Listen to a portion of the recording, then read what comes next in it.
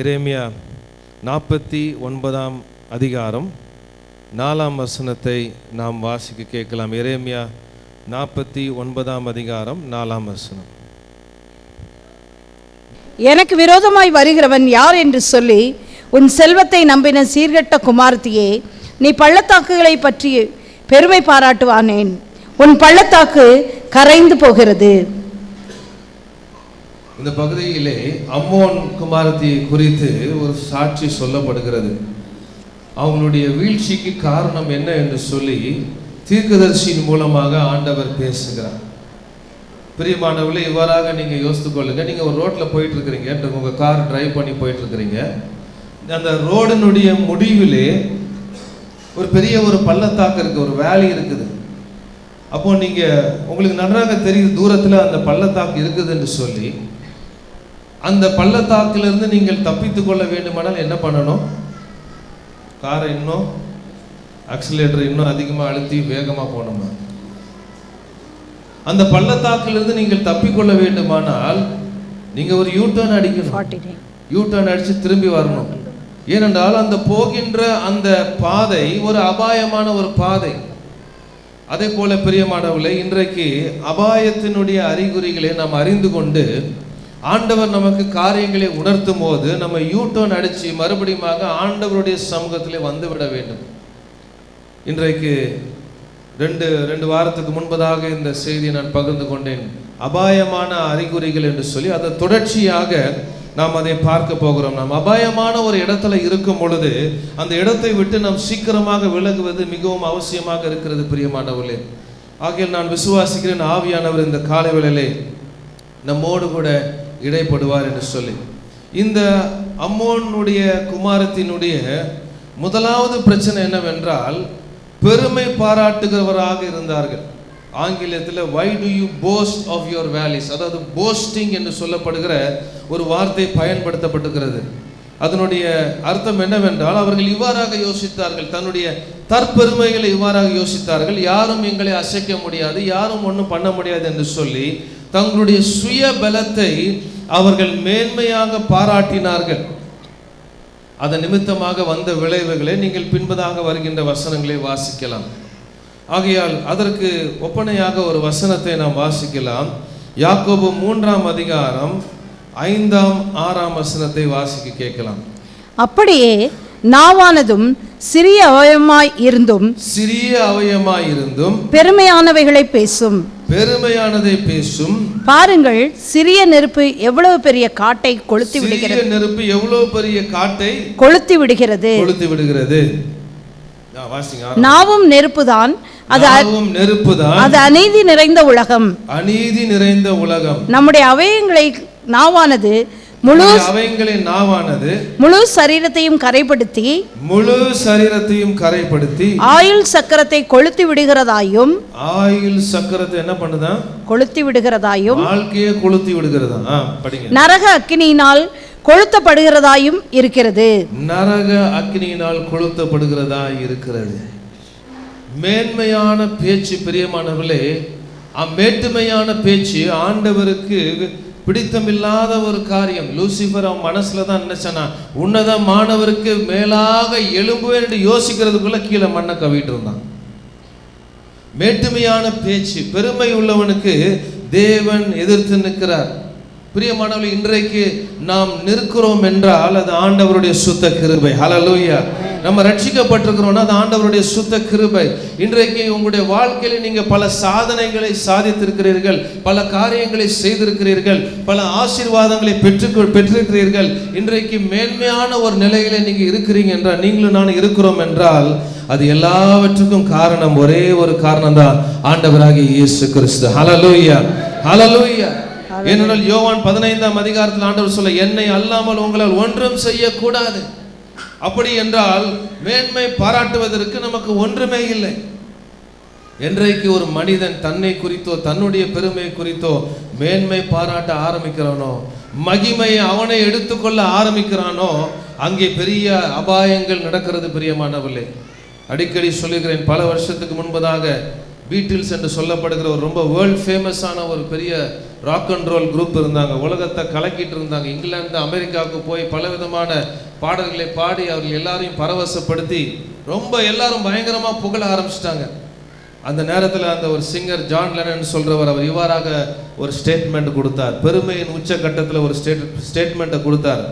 கிறிஸ்தவம் மறைந்து சுருங்கி போய்விடும், அதை பற்றி நான் வாக்குவாதம் செய்ய வேண்டிய அவசியம் இல்லை, நான் சொல்வது சரி என்று சொல்லிவிட்டு ஒரு ஸ்டேட்மெண்ட் சொன்னேன். நாங்கள் இயேசு கிறிஸ்துவை விட மிகவும் பாப்புலராக இருக்கோம் அப்படின்னாரு. யாரை விட? இயேசு கிறிஸ்துவோட. உனக்கு புகழ் கிடைச்சது அதோட வாய மூடிட்டு இருக்கலாம்ல. இயேசு கிறிஸ்துவை விட நாங்கள் ரொம்ப பாப்புலராக இருக்கோம்னு சொல்லி ஒரு பெரிய ஸ்டேட்மெண்ட் கொடுத்தார். ஒரு சில வருஷங்களுக்குள்ள அவர் சுட்டு கொல்லப்பட்டார். அந்த குரூப் ஒன்றும் இல்லாமல் போயிடுச்சு. பிரியமானவர்களே, பெருமை உள்ளவனுக்கு ஆண்டவர் எதிர்த்து நிற்கிறார். ஹல்லேலூயா. நான் கர்த்தர், இது என் நாமம், என் மகிமையை வேறு ஒருவனுக்கும் கொடேன். ஹல்லேலூயா, ஹல்லேலூயா. அவர் இரக்கம் உள்ளவர், அவர் கிருபை உள்ளவர், ஆனால் அவர் பொறாமை உள்ள தேவனாக இருக்கின்றார். மகிமையை நாம் அவருக்கு மாத்திரம்தான் செலுத்த முடியும். பல வருஷங்களுக்கு முன்பதாக ஒரு ஸ்தலத்தில் வேலை பண்ணிட்டு இருந்தார். வேலை செஞ்சுட்டு இருக்கும்போது திடீர்னு சொல்லி என்ன ஆச்சுன்னு தெரியல, திடீர்னு ஒரு ஸ்டேட்மெண்ட் கொடுத்தார். என்ன சொன்னார்? என்ன யாரும் அசைக்க முடியாது அப்படின்னாரு. அல்லேலூயா. என்ன யாரும் அசைக்க முடியாதுன்னு சொல்லி ஒரு சில மணி நேரத்தில் அவருக்கு ஆஃபீஸில் டிஸ்மிஸல் ஆர்டர் கொடுத்து வீட்டுக்கு அனுப்பிச்சிட்டாங்க. பெருமை உள்ளவனுக்கு ஆண்டவர். அதுக்கப்புறம் மனம் திரும்பி ஒப்பு கொடுத்தா அதுக்கப்புறம் திருப்பியும் அந்த வேலை கிடைச்சது அவருக்கு.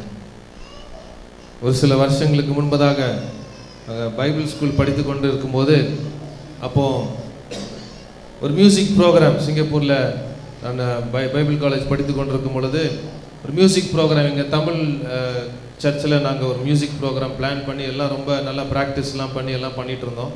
அப்போ எங்கள் குரூப்பில் ஒரு அருமையான பேஸ் கிட்டாரிஸ்ட் இருந்தார். நல்ல பேஸ் வாசிப்பார். அந்த பிஎஸ் சிஸ்டம் ஆப்ரேட் பண்ணுறதெல்லாம் நானும் இன்னொரு பாஸ்டர் தான் பொறுப்பு.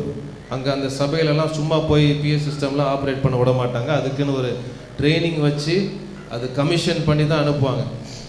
ஸோ நாங்கள் 2 பேர் தான் அதுக்கு இன்சார்ஜ். ஆனால் கிட்டாரிஸ்ட்டுக்கு அன்றைக்கி ரொம்ப உற்சாகம் ஆகிட்டார், கொஞ்சம் பெருமை வந்துருச்சு. நீ போய் அந்த கிட்டார்லாம் செட் பண்ணு, நான் எல்லாம் பார்த்துக்கிறேன் அப்படின்னு சொல்லிட்டார். சரி, நான் ஒன்றும் பேசல, அமைதியாக போய் என்னுடைய கிட்டார் எடுத்து நான் எல்லாம் செட் பண்ணிகிட்டு இருந்தேன். இவர் எல்லாத்தையும் நல்லா ஏற்றி வச்சுட்டார், மானிட்டர் எல்லாம் ஏற்றி வச்சுட்டார். ஸோ நல்லா எல்லாம் பாட்டு பாடி நல்லா ஆராதிச்சுட்ருக்குறோம். நல்லா எல்லாம் கிட்டார் வாசி எல்லாம் நல்லா சந்தோஷமாக பாடிட்டுருக்கோம். திடீர்னு ஸ்பீக்கர்லேருந்து புகை வருது. மகிமையின் மேகம் இல்லை, இது ஸ்பீக்கர்லேருந்து வந்த புகை. திடீர்னு வாசிச்சுட்டு இருக்கோம், என்ன பண்ணுறதுனே தெரியல. அதுக்கப்புறம் என் கூட இருந்த அந்த பாஸ்டர் நேரம் ஓடி போய் இது பண்ணார். அதுக்குள்ளே ஸ்பீக்கர் அவுட் ஆயிடுச்சுன்னு நினைக்கிறேன். 2 ஸ்பீக்கரும் எகிரிச்சு அன்னைக்கு. பாருங்க, பெருமை. தனக்கு எல்லாம் தெரியும், அவருக்கு தெரியலனாலும் தெரிகிற மாதிரி நடிக்கிறது. அதனால 2 ஸ்பீக்கர் எகிரிச்சுன்னு நினைக்கிறேன். அதுக்கப்புறம் யோசித்தோம், இன்னைக்கு நம்ம கதை மேலே இருந்து கூப்பிடுவாங்க, நல்ல ஃபயரிங் விடுவாங்கன்னு யோசித்தோம். நல்ல வேலை அங்கே இருந்த இன்சார்ஜ் ஒரு நல்ல ஒரு மனுஷன். அவர் நீங்கள் 2 பேர் இருந்தீங்களா, நான் பார்த்துக்கிறேன் அப்படின்ட்டார். எதற்காக இதை சொல்லுகிறேன்? பெருமையோடு கூட ஒரு மனுஷன் பேச ஆரம்பிக்கும் பொழுது, தன்னைத்தானே உயர்த்தி பேச ஆரம்பிக்கும் பொழுது, அது வீழ்ச்சிக்கு ஒரு வழியாக இருக்கிறது. பிரியமானவர்களே, மேன்மை பாராட்ட வேண்டுமானால் ஒரே ஒரு காரியத்தை குறித்து தான் நம்ம மேன்மை பாராட்ட வேண்டும். ஹல்லேலூயா.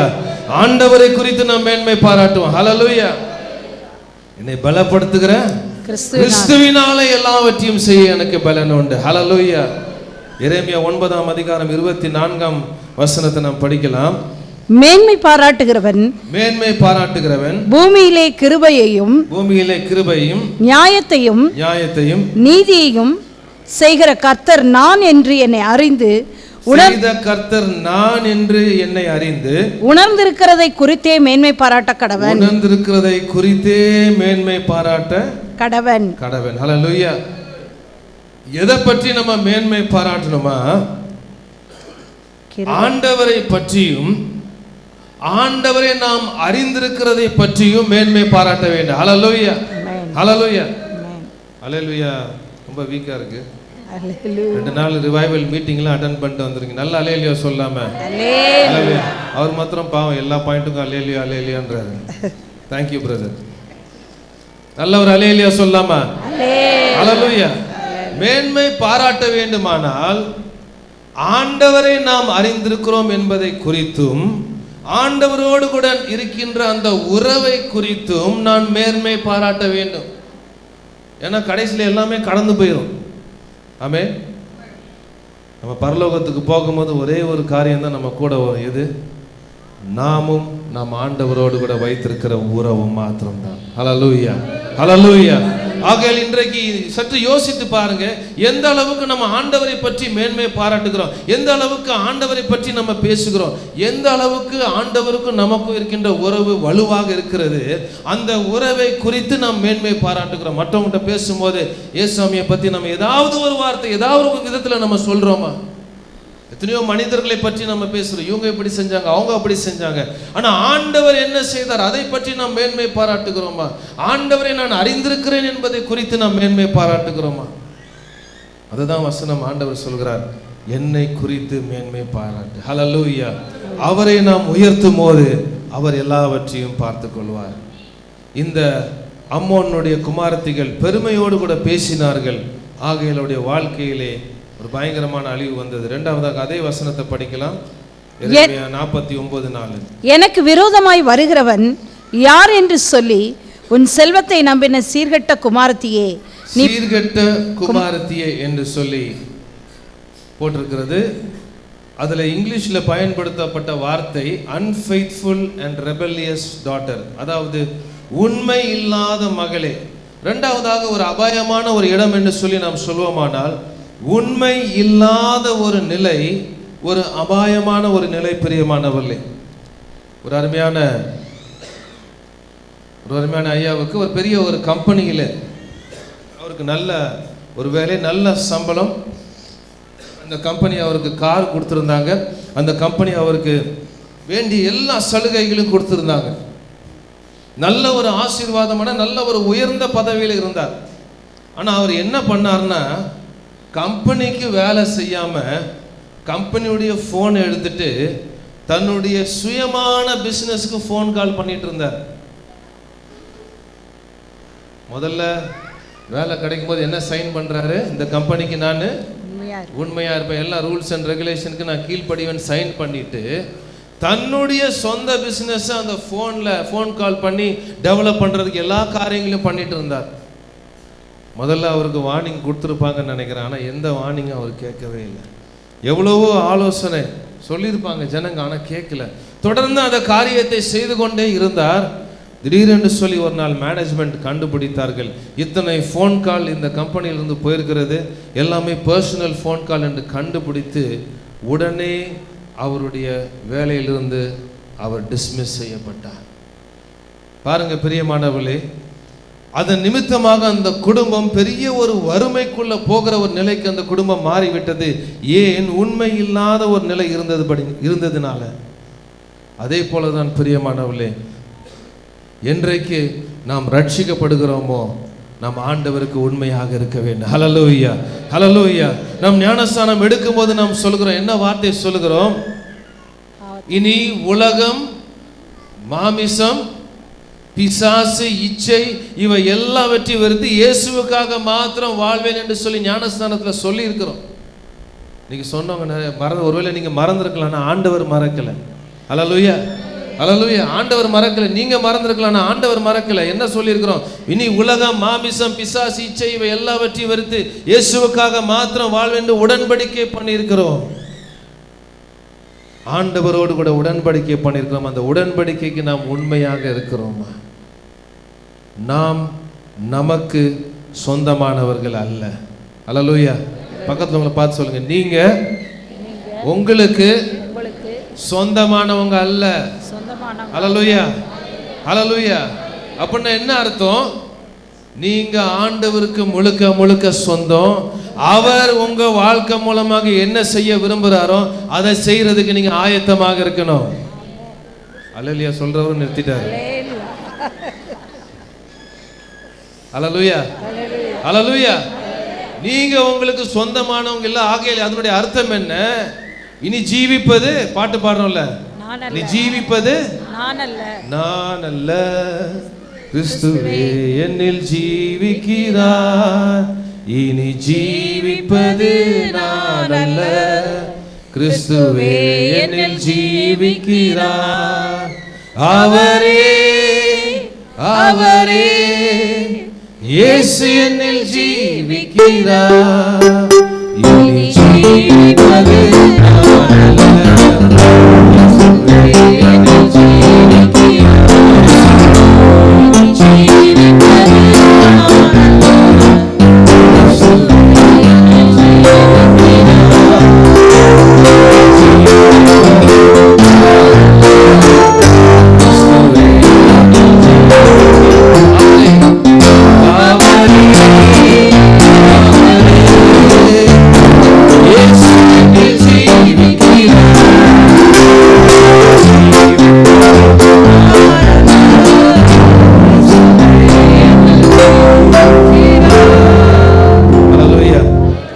அப்படின்னா என்ன அர்த்தம்? எனக்குள்ள யார் வாழ்றா?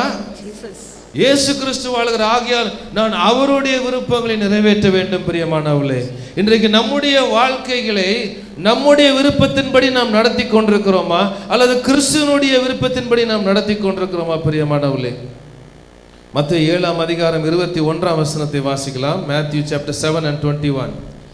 பரலோகத்தில் இருக்கிற என் பிதாவின் சித்தத்தின்படி செய்கிறவனே பரலோக ராஜ்யத்தில் பிரவேசிப்பானே அல்லாமல் என்னை நோக்கி கர்த்தாவே கர்த்தாவே என்று சொல்லுகிறவன் அதில் பிரவேசிப்பதில்லை. என்னை நோக்கி கர்த்தாவே கர்த்தாவே என்று சொல்லுகிறவன் அதிலே பிரவேசிப்பதில்லை. அதனுடைய அர்த்தம் என்ன? ஆண்டவருடைய சித்தத்தை, பிதாவின் சித்தத்தை நாம் நிறைவேற்றுவர்களாக இருக்க வேண்டும். அப்படி என்றால் ஆண்டவருக்கு நம்முடைய வாழ்க்கையில் முதலிடம் இருக்க வேண்டும். அவர் என்ன விரும்புகிறாரோ அதை செய்வதற்கு நாம் ஆயத்தமாக இருக்க வேண்டும். பலிபீடத்தில் இதை வைனா என்ன பண்ணணும்? வச்சிடணும், அவ்வளோதான். இதை விட்டுருனா என்ன பண்ணணும்? விட்டுறணும். அப்படிப்பட்ட ஒரு உண்மையை ஆண்டவர் நம்மிடத்தில் எதிர்பார்க்கிறார். பிரியமானவர்களே, ஏனென்றால் உண்மை இல்லாத நிலையில ஒரு மனிதனோ மனுஷியோ வாழ்வான் என்றால் அது மிகவும் ஒரு ஆபத்தான ஒரு முடிவாக இருக்கும். பிரியமானவர்களே, இன்றைக்கு நம்மை நாமே ஆராய்ந்து பார்க்கலாம். ஆண்டவருடைய விருப்பங்களை நாம் நிறைவேற்றி கொண்டிருக்கிறோமா, அல்லது நம்முடைய விருப்பங்களை நிறைவேற்றி கொண்டிருக்கிறோமா? மூன்றாவதாக, இந்த அம்மோனுடைய குமாரத்தினுடைய பிரச்சனை என்னவென்றால், தன்னுடைய நம்பிக்கையை ஐஸ்வர்யத்தின் மீது வைத்திருந்தார்கள். நீதிமொழிகள் 11:28 1 தீமோத்தேயு 6:9-10 வாசிக்க கேட்கலாம். தன் ஐஸ்வர்யத்தை நம்புகிறவன் விழுவான், நீதிமான்களோ துளிரை போல தழைப்பார்கள். 1 தீமோத்தேயு 6:9-10. ஐஸ்வர்யவான்களாக விரும்புகிறவர்கள் சோதனையிலும் கண்ணியிலும் மனுஷரை கேட்டிலும் அழிவிலும் அமிழ்த்துகிற மதிகேடும் சேதமுமான பலவித இச்சைகளிலும் விழுகிறார்கள். பண ஆசை எல்லா தீமைக்கும் வேறாய் இருக்கிறது. பண ஆசை எல்லா தீமைக்கும் வேறாய் இருக்கிறது. சிலர் அதை இச்சித்து விசுவாசத்தை விட்டு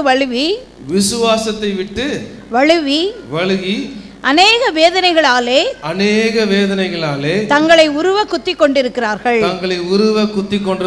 பவுல் அப்போஸ்தலன் இது புறஜாதிகளுக்காக, கிறிஸ்துவை அல்லாதவர்களுக்காக எழுதவில்லை, அவர் விசுவாசிகளுக்காக எழுதியிருக்கிறார். சிலர் இதை பண ஆசை நிறைஞ்சது நிமித்தமாக, பணத்தின் மீது நம்பிக்கை வைத்தது நிமித்தமாக தவறான பாதைகளை சென்று விட்டார்கள் என்று சொல்லி பார்க்கிறோம். ஆதி சபையில சொத்து எல்லாத்தையும் வித்துட்டு எங்க கொண்டு வந்து கொடுத்தாங்க? 2 பேர் தான் சொல்றாங்க.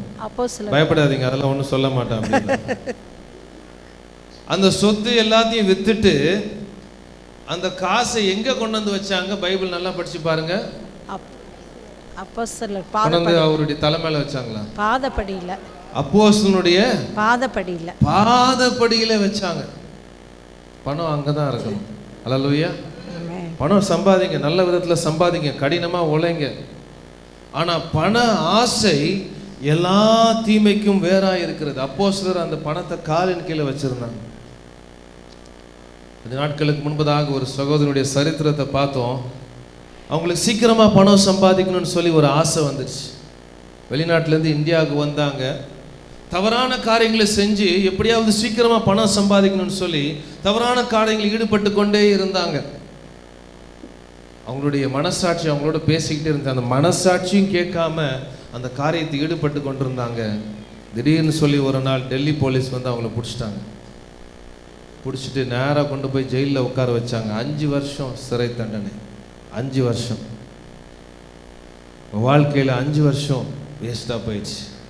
ஏன்? பண ஆசை. குறுக்கு வழியில் சீக்கிரமாக சம்பாதிக்க வேண்டும் என்று சொல்லி ஆசை நிமித்தமாக தன்னைத்தானே உருவ குத்தி கொண்டார்கள்.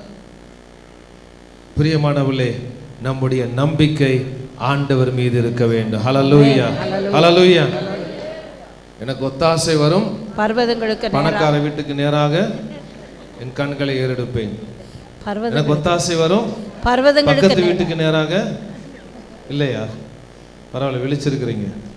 எனக்கு ஒத்தாசை வரும் பர்வதங்களுக்கு நேராக. சத்தமா, எனக்கு ஒத்தாசை வரும் பர்வதங்களுக்கு நேராக என் கண்களை ஏறெடுப்பேன். வானத்தையும் பூமியையும் உண்டாக்கின கர்த்தரிடத்திலிருந்து எனக்கு ஒத்தாசை வரும். ஹல்லேலூயா, ஹல்லேலூயா. கரங்களை தட்டி ஆண்டவரை மகிமைப்படுத்துவோம்.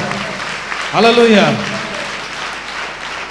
ஆண்டவர் உங்க வாழ்க்கையில நம்பர் 1 வைங்க. முதலாவது தேவனுடைய ராஜ்யத்தையும் அவருடைய நீதியும் தேடுங்கள். முதலாவது அவருக்கு கொடுக்க வேண்டிய நேரத்தை கொடுங்க. முதலாவது அவருக்கு கொடுக்க வேண்டிய கனத்தை கொடுங்க. அப்பொழுது இவைகள் எல்லாம் உங்களுக்கு கூட கொடுக்கப்படும். ஹல்லேலூயா, ஹல்லேலூயா. அப்படி என்ற உலகத்தான விட நீங்க ஆசீர்வாதமா இருப்பீங்க. ஹல்லேலூயா. ஆனா முதலாவது அவருக்கு கொடுக்க வேண்டிய இடத்தை அவருக்கு தான் கொடுக்கணும். வேற எந்த விக்கிரகத்தையும் ஆண்டவர் ஒரு நாளும் ஒத்துக்கொள்ள மாட்டார். அது பணமாக இருக்கலாம், அது மனுஷனாக இருக்கலாம், அது எதுவாக இருக்கலாம். ஆண்டவர் ஒருபோதும் அதை ஒத்துக்கொள்ள மாட்டார்.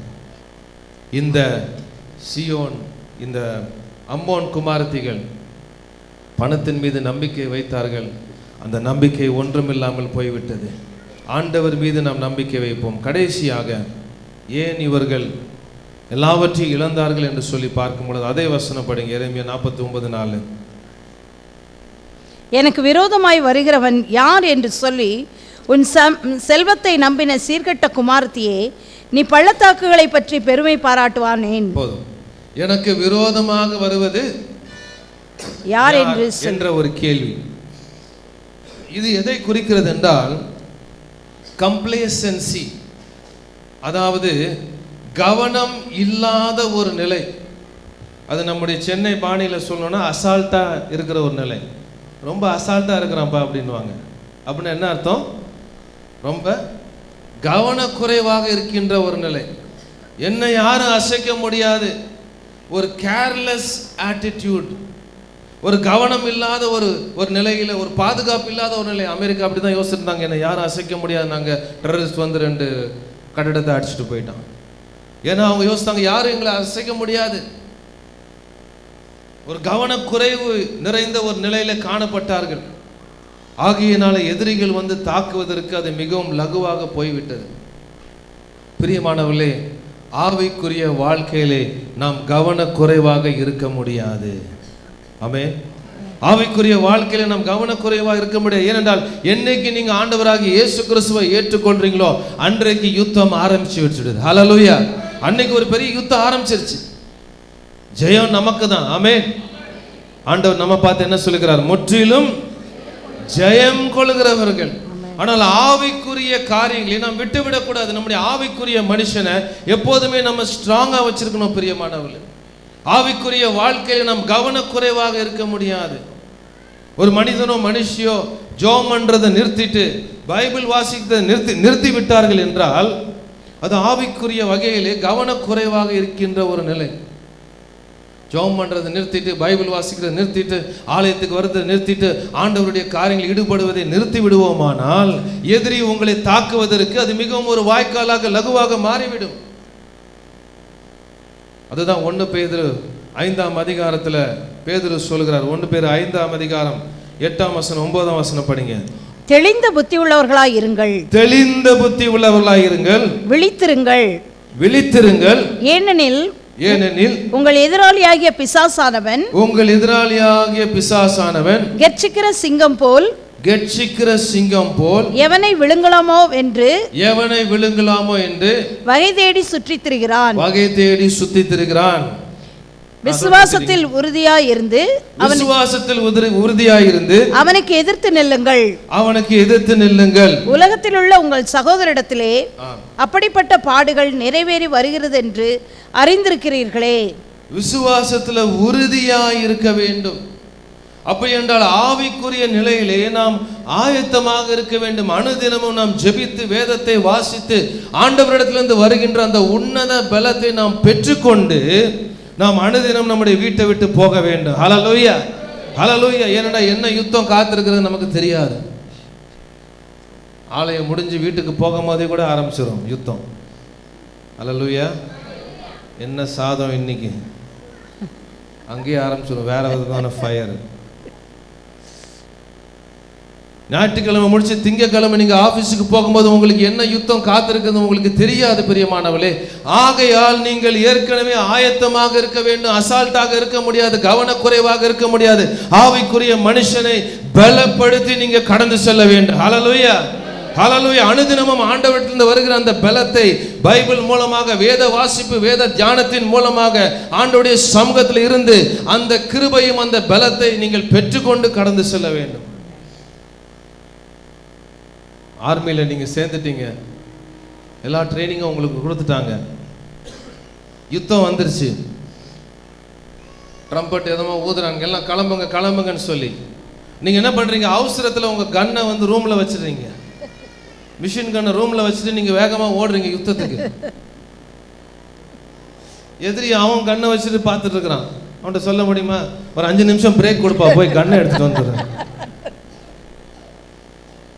பிரேக்கில் பரலோகத்துக்கு போக வேண்டியதான். யுத்தத்தில் வந்தாச்சுன்னா என்ன இருக்கணும்? கண்ணு ரெடியா இருக்கணும். பிசாசு கண்ணை வச்சுட்டு ரெடியா இருக்கிறான். பிசாசு கண்ணை வச்சுட்டு ரெடியா இருந்தான்னா நீங்க பீரங்கி வச்சுட்டு ரெடியா இருக்கணும். ஹல்லேலூயா, ஹல்லேலூயா, ஹல்லேலூயா. மாமா ஷம்தரா மாமா, ஹல்லேலூயா. அந்த ஆவிக்குரிய பலத்தோட நீங்க இருக்கணும். பிசாசு கண்ணை வச்சே, நீ கண்ணை வச்சிருக்க பொடிப்பயலே. ஹல்லேலூயா. எங்க ஊர்ல அப்படிதான் சொல்லுவாங்க, பொடிப்பயலே.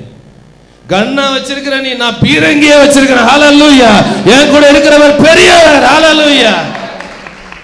பீரங்கி ஒரு டும், நீ காலி, அதுக்கப்புறம் இருக்கிற இடம் தெரியாது. அந்த அளவுக்கு உங்களுடைய ஆவிக்குரிய வாழ்க்கையிலே நீங்க ஒரு ராட்சதனாக இருக்க வேண்டும். ஹல்லேலூயா. அந்த அளவுக்கு உங்க ஆவிக்குரிய மனுஷன் பலன் கொண்டு ஆண்டவருடைய பலத்தினால, ஆண்டவருடைய கிருபையினால, ஆண்டவருடைய அக்னியினால நீங்க நிரம்பி இருக்கணும் பிரியமானவர்களே. என்ன சூழ்நிலை வந்தாலும் நான் ரெடியா இருக்கிறேன். ஹல்லேலூயா. என்கிட்ட விளையாடாத. ஹல்லேலூயா. ஏன்னா உள்ள இருக்கிற ஒரு பெரியவர். ஹல்லேலூயா, ஹல்லேலூயா. அவர் வெளியே வந்தா அவ்வளவுதான், நீ ஓடிடுவேன். கவனக்குறைவாக நாம் இருக்க முடியாது பிரியமான. யுத்தத்தில் நாம் இருக்கிறோம். ஒரு பெரிய ஒரு இராணுவ வீரர், ரொம்ப திறமை வாழ்ந்தவர், எல்லா இராணுவ அறிவும் அவருக்கு இருந்தது. வெளிநாட்டில் நடந்த ஒரு சம்பவம். எல்லா இராணுவ அறிவும், எல்லா கவர்மெண்ட்டுடைய சீக்ரெட், எல்லா டாப் சீக்ரெட், எல்லா ஸ்ட்ராட்டஜி எல்லாம் அவருடைய மைண்டில் இருந்தது. அந்த அளவுக்கு அவரை பயிற்றுவித்து எல்லாம் ட்ரெயின் பண்ணிட்டு இருந்தாங்க. ஒரு இடத்துக்கு போகும்போது பாதுகாப்பு இல்லாமல் போயிட்டார்.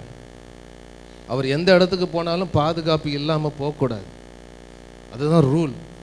ஆனால் கேஷுவலாக போய் ஒரு கடையில் ஏதோ டீ குடிக்க போனார். எங்கேயோ இருந்த ஒரு சின்ன ஒரு டெரரிஸ்ட்டு கண்ணை பார்த்து சுட்டா, ஆல் அவுட். எல்லா திறமைகள் எல்லாம் இருந்துச்சு, ஆனால் கவனக்குறைவு நிமித்தமாக, பாதுகாப்பு இல்லாமல் அவர் போனது நிமித்தமாக எங்கேயோ ஒரு சின்ன ஒரு டெரரிஸ்ட் தன்னை கண்ணை பாயிண்ட் பண்ணி ஷூட் பண்ணி க்ளோஸ் பண்ணிட்டான். எல்லாம் போயிடுச்சு. பிரியமானவர்களே, நம்முடைய ஆவிக்குரிய வாழ்க்கையிலே நாம் கவனக்குறைவாக இருக்க முடியாது. ஹல்லேலூயா, ஹல்லேலூயா. நம்முடைய ஆவிக்குரிய மனுஷன் நம்ம பலப்படுத்தணும். ஒவ்வொரு நாளும் நீங்கள் போகும்போது இந்த பீரங்கி ரெடியாக இருக்கணும். ஹல்லேலூயா, ஹல்லேலூயா. உங்களை பார்த்து சொல்லணும், இதோ உலகத்தை கலக்கிறவர்கள் இங்கேயும் வந்து விட்டார்கள். அம்மோன் குமாரத்திகள் கவனக்குறைவாக இருந்தார்கள். they were complacent. ஆகையால் பயங்கரமான இழப்புகளை அடைந்தார்கள். ஐஸ்வர்யத்தின் மீது நம்பிக்கை வைத்தார்கள், ஆண்டவர் மீது நம்பிக்கை வைக்கவில்லை. ஐஸ்வர்யத்தின் மீது நம்பிக்கை வைத்தார்கள். இன்றைக்கு ஆண்டவர் மீது நம்முடைய நம்பிக்கையை வைப்போம். ஆண்டவர் எல்லாவற்றையும் சந்திப்பார். ஹல்லேலூயா. கிறிஸ்து இயேசுனுடைய ஐஸ்வர்யத்தின்படி குறைவுகள் எல்லாவற்றையும் நிறைவாக்குவார்.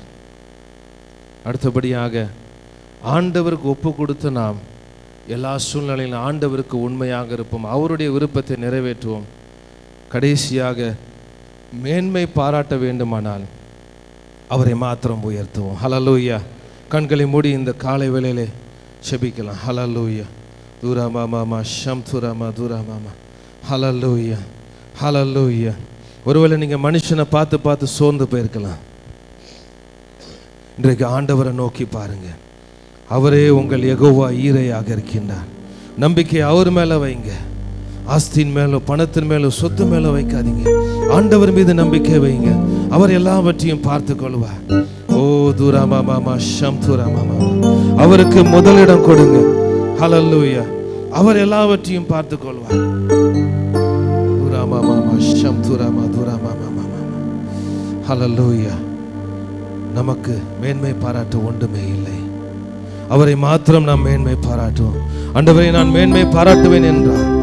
உண்மையே நான் மேலே பாராட்டுவேன். ஆண்டவரே, என் வாழ்க்கையில நான் சாதித்தது, என்னுடைய ஆசீர்வாதங்கள் எல்லாமே உம்மிடத்திலிருந்து வந்ததப்பா. ஹல்லேலூயா. நன்றி சொல்ல நம்ம கரங்களை தட்டி ஆண்டவருக்கு மகிமை அவருக்கே செலுத்துவோம். இந்த அளவுக்கு இந்த ஆலயம் இந்த இடத்துல நிற்கிறது என்றால் அது அவருடைய சுத்த கிருபை. மேன்மை பாராட்ட ஒன்றுமில்லை பிரியமானவர்களே.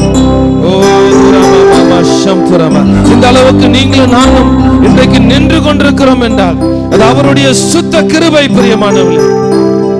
எத்தனையோ மக்கள் நேற்றைய தினத்திலே அவர்கள் இருந்தார்கள், இன்றைக்கு இல்லை. மேன்மை பாராட்டு ஒன்றுமே இல்லை. ஹல்லேலூயா. தூராமா மாமா ஷம் துராமா. எழுந்து நிற்கலாம். ஒரு சில நிமிடங்கள் ஆண்டவருடைய சமூகத்தில் நம்மை ஒப்புக் கொடுக்கலாம். ஆண்டவரே, இனி நான் உம்மை மாத்திரம் நான் உயர்த்துவேன்ப்பா. உம்மோடு கூட இருக்கிற உறவுல நான் ஸ்ட்ராங்கா இருப்பாப்பா. ஓ துராமா மாமா ஷம் துராமா. ஆவிக்குரிய வாழ்க்கையில நான் கவனக்குறைவாக இருக்க மாட்டேன். ஒவ்வொரு நாளும் ஆண்டவரே அந்த உயிர்த்தெழுதல் வல்லமையை பெற்றுக்கொண்டு நான் வெளியே கடந்து செல்வேன் அப்பா. ஆண்டவரே, உமக்கு நான் உண்மையாக இருப்பேன். ஆண்டவரே, நான் உமக்கு உடன்படிக்கை செய்தேன் அப்பா. ஞானஸ்நானம் எடுக்கும் போது, ரட்சிக்கப்படும் போது உடன்படிக்கை செய்தேன். உடன்படிக்கை உண்மையா இருப்பேன் சொல்லி ஒப்புக் கொடுக்கலாமா? தூராமா மாமா ஷம் துராமா தூராமா மாமா மாமா. தேவ பிரசனம் எங்க இருக்கிறது? எல்லாரும் ஒப்புக் கொடுக்கலாமா? ஓ தூராமா மாமா ஷம் துராமா. ஆண்டவரே, நீரே என் நம்பிக்கை, நீரே என் கேடகம் அப்பா, நீரே என் கண்மலை அப்பா. ஓ தூராமா மாமா ஷதுராமா தூராமா மாமா மாமா. Thank you Jesus. Hallelujah. எல்லாரும் சேர்ந்து பாடுவோம். இயேசுவின் பின்னே போக துணிந்து, இயேசுவின் பின்னே போக துணிந்து, போக துணிந்து, பின்னோக்கே நான், பின்னோக்கே நான், பின்னோக்கே நான், பின்னோக்கே நான். உலகம் என் பின்னே, சிலுவை என் முன்னே. உலகம் என் பின்னே, சிலுவை என் முன்னே. உலகம் என் பின்னே, சிலுவை என் முன்னே. பின்னோக்கே நான், பின்னோக்கே நான். இயேசுவின் பின்னே, இயேசுவின் பின்னே போக துணிந்து, இயேசுவின் பின்னே போக துணிந்து.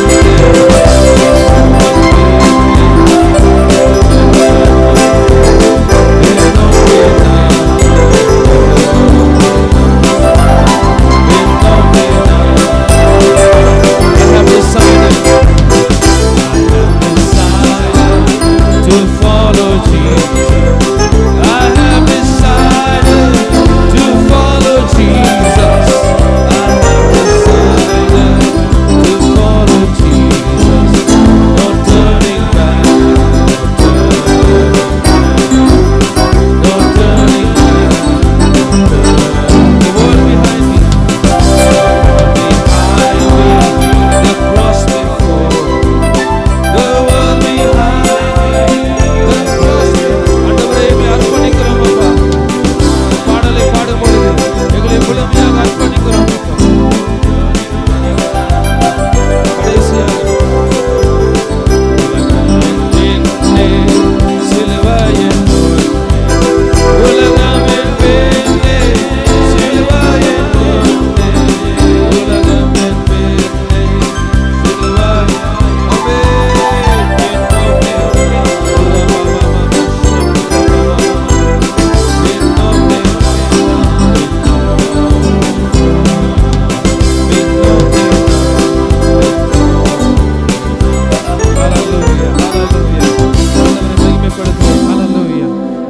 கரங்களை தட்டும் பொழுது, ஆண்டவரே நான் கரங்களை தட்டுகிறேன், உமது கிருபைக்காக கரங்களை தட்டுகிறேன். என்னை உயர்த்தி வச்சிருக்கிறீங்களே உமக்கு நன்றி. குடும்பத்தை கொடுத்திருக்கிறீங்களே உமக்கு நன்றி. சபையை கொடுத்திருக்கிறீங்களே நன்றி. ஆண்டவரே ஊழியத்தை கொடுத்தீங்களே உமக்கு நன்றி. சாப்பாடு கொடுத்தீங்களே உமக்கு நன்றி அப்பா. நல்ல வேலை கொடுத்தீங்களே நன்றி. ஹல்லேலூயா. எல்லாமே நீர்தானப்பா, எல்லாமே நீர்தானப்பா. ஓ துரா மாமா மாமா ஷம்புரா மாமா மாமா. ஓ முழுமையாக ஆண்டவரே இனி நான் திரும்பி பார்க்க மாட்டேன். உலகத்தை நான் கொஞ்சம் கூட பார்க்க மாட்டேன் ஆண்டவரே. Hallelujah. I won't even give a glance to the world, oh Lord. ஆண்டவரே ஒரு சின்ன ஒரு திருப்பம் கூட என் வாழ்க்கையில் இனி இல்லையாப்பா. 100க்கு 100 உமக்காக என்னை ஒப்பு கொடுக்கிறேன்னு சொல்லி 2 கரங்களை வானத்துக்கு நேராக ஒப்பு கொடுக்கலாமா? Hallelujah. பரலோக பிதாவே துதிக்கிறோம் அப்பா. விலையேற பெற்ற இந்த ரட்சிப்பை உமது குமாரன் மூலமாக எங்களுக்கு கொடுத்தீங்க ஆண்டவரே. உம்மோடு கூட நாங்கள் உடன்படிக்கை பண்ணியிருக்கிறோம். எந்த விதத்திலும் திரும்பி போகாதபடிக்கு, எந்த விதத்திலும் எங்களுடைய ஃபோக்கஸ் மாறாதபடிக்கு நீர் எங்களை காத்து கொள்வீராக. இறுதி வரை உறுதியாக இருக்க கிருபை செய். இறுதி வரை நிலை நிற்க அவனை ரட்சிக்கப்படுவான்னு சொன்னீரே. கடைசி மூச்சு வரை அல்லது உமது வருகை வரை நாங்கள் உண்மையாக இருக்க கிருபை செய்யுங்க அப்பா. ஆண்டவரே இந்த ஆவிக்குரிய போராட்டத்திலே உம்முடைய பலன் எங்களுக்கு தேவையாக இருக்கிறது. இந்த காலை வேளையிலே ஆண்டவரே துவண்டு போய் வந்திருக்கிற போது மக்களை புதிய அபிஷேகத்தினால் நிரப்புவீராக. கர்த்தருக்கு காத்திருக்கிறவர்கள் புது பலன் அடைந்து கழுகுகளை போல செட்டல் எடுத்து உயர ஏறுவார்கள். ஆண்டவரே அந்த புதிய பலன் ஆண்டவரே இன்றைக்கு எங்களுக்குள்ளே இறங்குவதாக. சாவுக்கு ஏதுவான சரீரத்தை உயிர்ப்பிக்கும் வல்லமை எங்களுக்குள்ளே இறங்குவதாக. செத்து போன ஆவிக்குரிய வாழ்க்கைகள் மறுபடியுமாக உயிர் பெறுவதாக. ஓ துரா மாமா மாமா ஷம்புரா மாமா மாமா. ஹல்லேலூயா. உமது எழுப்பதிலே தீயாண்டவரே தனிப்பட்ட வாழ்க்கையிலே, குடும்பத்தில், சபையிலே, சமுதாயத்திலே பற்றி எரிவதாக. ஒவ்வொரு நாளும் ஆண்டவரை எங்களுடைய அலுவலகத்துக்கும் பள்ளிக்கூடத்துக்கும் வேலை ஸ்தலத்துக்கும் செல்லும் பொழுது உமது அக்கினி எங்களோடு கூட வரட்டும் அப்பா. உமது பலத்தை பெற்றுக்கொண்டு சுடர்களை போல பிரகாசிக்க எங்களை பலப்படுத்துவீராக. தீர்க்க தரிசனமாக நீர் உரைத்தீரப்பா. எழும்பி பிரகாசி என்று சொல்லி சபை எழும்பி பிரகாசிக்க கிருபை செய்யுங்க. நாட்களில் நடக்கிற கூட்டங்களை நீங்க பொறுப்பெடுத்துக் கொள்ளுங்க. உம்மை அல்லாமல் எங்களால் ஒன்றும் செய்ய முடியாது. நீரே தயவாக இறங்கி ஒரு பெரிய அறுவடையை நீர் கட்டளையிடுவீராக. தொடர்ந்து இயேசுவின் ரத்தத்துக்குள்ளாக எங்களை ஒப்புக் கொடுக்கிறோம். ஆசீர்வதிங்க. உயிர் தெழுந்த இயேசுவின் நாமத்திலே ஜெபிக்கிறோம் பிதாவே. ஆமென். எல்லாரும் சேர்ந்து சொல்லாமா? என் ஆத்துமாவே கர்த்தரை ஸ்தோத்தரி, என் முழு உள்ளமே அவருடைய பரிசுத்த நாமத்தை ஸ்தோத்தரி. என் ஆத்துமாவே கர்த்தரை ஸ்தோத்தரி, அவர் செய்த சகல உபகாரங்களை மறவாதே. ஆமென்.